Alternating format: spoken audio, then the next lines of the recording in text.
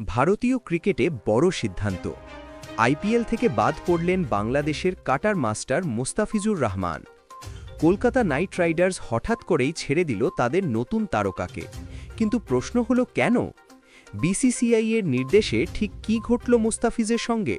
সব জানতে ভিডিওটি শেষ পর্যন্ত দেখুন। ভারতীয় ক্রিকেট বোর্ড বিসিসিআই এর নির্দেশনার পর IPL franchise Kolkata Knight Riders তাদের স্কোয়াড থেকে ছেড়ে দিয়েছে বাংলাদেশি পেসার মোস্তাফিজুর রহমানকে।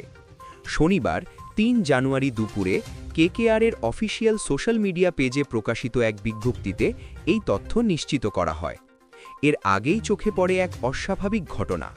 কলকাতার সব সোশ্যাল মিডিয়া প্ল্যাটফর্ম থেকে মোস্তাফিজ সংক্রান্ত ছবি, ভিডিও ও পোস্ট মুছে ফেলা হয়, যা নিয়ে শুরু হয় জল্পনা। কেকেআরের বিজ্ঞপ্তিতে বলা হয়, আইপিএলের নিয়ন্ত্রক সংস্থা বিসিসিআই আসন্ন মৌসুমের আগেই মোস্তাফিজদের দল থেকে ছেড়ে দেওয়ার নির্দেশ দেয়। বোর্ড সচিব দেবজিৎ সাইকিয়া জানান, সাম্প্রতিক পরিস্থিতি বিবেচনায় এই সিদ্ধান্ত নেওয়া হয়েছে। কলকাতা চাইলে মোস্তাফিজের বদলে নতুন খেলোয়াড় নেয়ার অনুমতিও পাবে।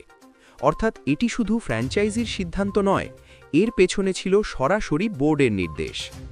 ভারতীয় গণমাধ্যম বলছে, বাংলাদেশে ধর্মীয় সংখ্যালঘুদের ওপর সহিংসতার খবর সামনে আসার পর মোস্তাফিজের আইপিএল চুক্তি নিয়ে ভারতে বিতর্ক শুরু হয়।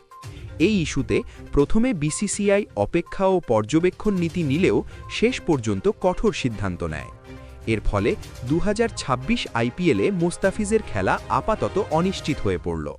উল্লেখ্য, এবারই প্রথম কলকাতা নাইট রাইডার্সের হয়ে খেলার সুযোগ পেয়েছিলেন মোস্তাফিজ। এর আগে তিনি 5টি ভিন্ন দলের হয়ে 8 মরশুম আইপিএলে খেলেছেন।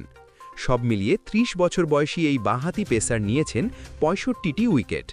2016 সালে অভিষেক মরশুমেই তিনি নির্বাচিত হন আইপিএলের সেরা উদীয়মান খেলোয়াড়। তাহলে প্রশ্ন থেকেই যায়, এই সিদ্ধান্ত কি শুধু ক্রিকেটীয়, নাকি এর পেছনে আছে বড় কোনো রাজনৈতিক বা সামাজিক প্রভাব? মোস্তাফিজ কি আবার আইপিএলে ফিরতে পারবেন, নাকি এটি তার আইপিএল ক্যারিয়ারের বড় ধাক্কা? আপনার মতামত কমেন্টে লিখুন। ভিডিওটি ভালো লাগলে লাইক দিন, বন্ধুদের সঙ্গে শেয়ার করুন এবং নিয়মিত আপডেট পেতে চ্যানেলটি সাবস্ক্রাইব করতে ভুলবেন না।